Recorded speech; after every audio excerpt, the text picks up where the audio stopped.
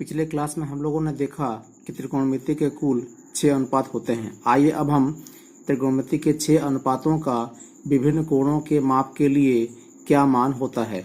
जैसे यहाँ आप देख पा रहे हैं कि कोण ए है, यानी कि जहाँ जहाँ यहाँ पर ए है वहाँ पर हम लोग इन मानों को लेकर के चलेंगे। जैसे अभी यहाँ साइन ए है तो ए के जगह पर हम लोग क्या रखेंगे 0 डिग्री, तो साइन 0 डिग्री का वैल्यू कितना हो जाएगा 0 हो जाएगा। वैसे ही ए के स्थान पर हम लोग रखेंगे 30 डिग्री तो साइन 30 डिग्री कितना हो जाएगा 1/2 हो जाएगा। वैसे ही ए के जगह पर अगर हम रखते हैं 45 डिग्री तब साइन 45 डिग्री कितना हो जाएगा 1/√2 हो जाएगा। पुनः हम लोग कोस के लिए देख सकते हैं तो कोस 30 डिग्री कितना हो जाएगा √3/2, कोस 60 डिग्री कितना हो जाएगा 1/2, टेन 30 डिग्री कितना हो जाएगा 1/√3, टेन 45 डिग्री कितना हो जाएगा 1। यहाँ भी देख सकते हैं सेक 30 डिग्री कितना हो जाएगा 2/√3, सेक 60 डिग्री कितना हो जाएगा 2 हो जाएगा। और आप कुछ कुछ देख रहे होंगे जैसे यहाँ अपरिभाषित है, यहाँ अपरिभाषित है, तो यहाँ पर इसका मान अपरिभाषित है। कहने का मतलब है अभी ये पूरी तरह से डिफाइंड नहीं है, यानी इसका मान अभी तक पता नहीं है, इसलिए इसको हम लोग अपरिभाषित कहते हैं। अपरिभाषित होने का मतलब ये भी हो सकता है, जैसे अभी हम देख सकते हैं 10a का वैल्यू 0 है, लेकिन देख रहे हैं कि 1090 का वैल्यू कितना है अपरिभाषित है।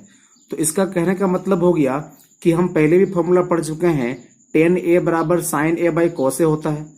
10a बराबर साइन a बाई कोस ए होता है तो 10a के लिए साइन a बाई कोस ए तो 1/0 करेंगे, तो 1/0 करने का मतलब क्या हुआ कि 1/0 तो 0 अगर नीचे में है, यानी किसी भी संख्या को अगर हम 0 से भाग देते हैं तो वो क्या होता है अपरिभाषित होता है।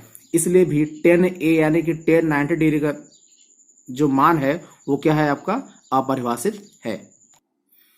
डियर स्टूडेंट, ये सभी आप मान जरूर सीख लेंगे, क्योंकि इसके बाद हम जो सवाल बनाएंगे उसका जो हल करेंगे उसमें हम लोगों को इस मान का बहुत ही आवश्यकता होगा। जैसे आपको वहां पता होना चाहिए 1045 डिग्री कितना होता है, 1060 डिग्री कितना होता है, 1030 डिग्री कितना होता है। तो इस चार्ट की मदद से हम लोग सभी वैल्यू को जान सकते हैं। तो आप इस चार्ट को बढ़िया से बहुत ही सुंदर तरीके से याद कर लेंगे। आइए अब देखते हैं प्रश्नावली 8.2। इसमें निम्नलिखित के मान निकालना है। तो देख सकते हैं यहाँ पर कुल 5 सवाल दिए हैं। आइए हम एक एक करके इन सवालों के उत्तर जानते हैं। अब हमें अगर उस चार्ट के सहायता से विभिन्न त्रिकोणमितीय अनुपातों का विभिन्न कोणों के माप के लिए मान याद हो गया है तो हम इस प्रकार के सवाल को बना सकते हैं। जैसे यहाँ देख सकते हैं साइन 60 डिग्री है तो sine 60 degree cos 30 degree plus sine 30 degree और कॉस 60 डिग्री। यहाँ पर साइन 60 डिग्री का मान कितना होता है √3/2 होता है। यहाँ बीच में इंटू है तो हमने इंटू साइन लगाया।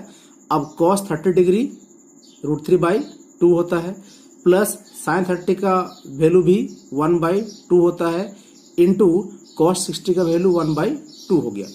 अब यहाँ पर √3 को √3 से गुना करेंगे तो एक रूट के अंदर में दोनों को लिख सकते हैं इस तरह से 3 × 3 करके, नीचे में 2 × 2 कितना हो जाएगा 4 हो जाएगा, प्लस कितना हो गया 1 × 1 1, 2 × 2 कितना हो गया 4। अब इन दोनों का एलसीएम कितना हो जाएगा 4 होगा। उससे पहले हम यहाँ से देख सकते हैं कि 3 × 3 है, 2 ठो रूट के अंदर में है तो बाहर निकल जाएगा तो 3/4 हो जाएगा प्लस 1/4। अब हम एलसीएम निकालते हैं तो एलसीएम करेंगे तो कितना हो जाएगा 4 हो जाएगा और यहाँ पर 3 + 1 हो जाएगा। तो ऐसे में 3 + 1 4 हो गया, 4/4 कितना हो जाएगा 1 हो जाएगा। तो ये आपका आंसर हो गया। अब हम एक दूसरा सवाल लेते हैं।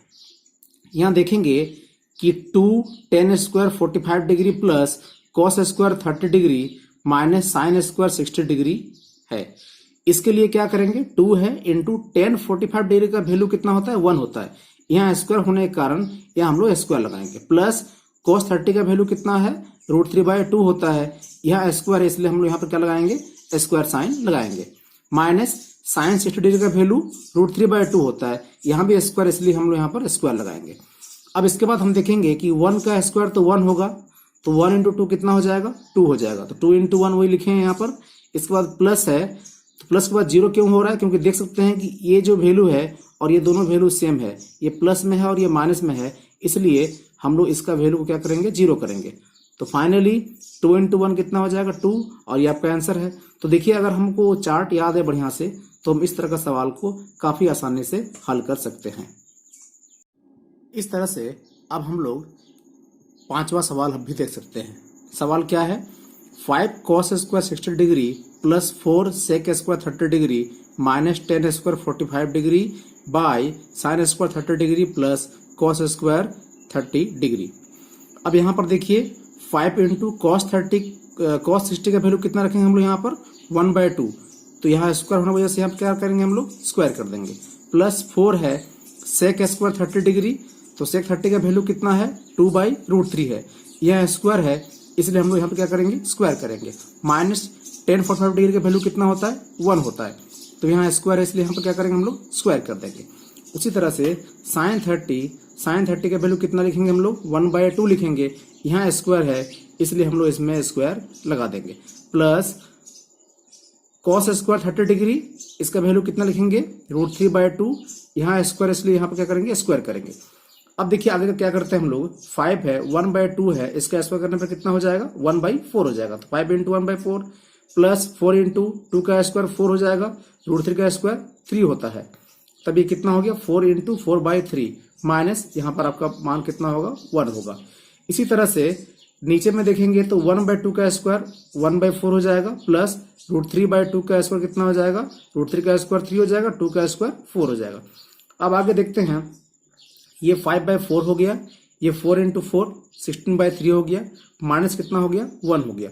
इनका एलसीएम कितना हो जाएगा? 4 हो जाएगा। तो अब यहाँ क्या लिखेंगे हम लोग? 1 + 3 लिखेंगे। अब देखिए आगे बढ़ेंगे तो ये वाला हिस्सा जो है, अब यहाँ से 4 3 का हम लोग क्या लेंगे? एलसीएम लेंगे। तो कितना हो जाएगा? 12 हो जाएगा।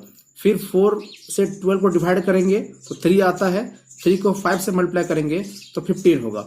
उसी तरह से 3 से डिवाइड करेंगे 12 को तो कितना हो जाएगा? 4 हो जाएगा। 4 से 16 मल्टीप्लाई करेंगे तो 64 होगा। और यहाँ पर कितना हो जाएगा? 1 है बटा 1 है, इसलिए यहाँ पर क्या लिखेंगे हम लोग? 12 करेंगे। इसके बाद नीचे देखेंगे 1 + 3 कितना हो जाएगा? 4 हो जाएगा, यानी ये 4/4 हो गया। ये कैंसिल हो कितना हो गया? 1 हो गया। इसको हम छोड़ दिए। आगे क्या लिखे? 15 को 64 से ऐड किए, प्लस किए तो कितना आया? 79 आया। माइनस कितना करेंगे? 12 करेंगे। और यहाँ कितना बचा है हमारा? 12 बचा है। ये तो कैंसिल होकर 1 हो चुका है। अब देखिए 79 से हम लोग 12 को माइनस करेंगे तो कितना हो जाएगा? 67 हो जाएगा। बाई कितना हो गया? 12। इस तरह से 5 नंबर सवाल का उत्तर कितना हो जाएगा? 67/12 हो जाएगा। तो यहाँ पर भी देख सकते हैं, ये मान हमको अगर याद है तो इस तरह का सवाल को हम काफी आसानी से बना सकते हैं। आप देखिए प्रश्न संख्या 2 देखते हैं। इसमें सही विकल्प चुनने के लिए पूछा गया है। यहाँ पर 4 सवाल हैं। पहला सवाल जैसे देख सकते हैं 2 tan square 30 degree by 1 + tan square 30 degree है। इसके लिए आपको 3 ऑप्शन दिए गए हैं। ऑप्शन ए में साइन 60 डिग्री, ऑप्शन बी में cos 60 डिग्री, ऑप्शन सी में tan 60 डिग्री।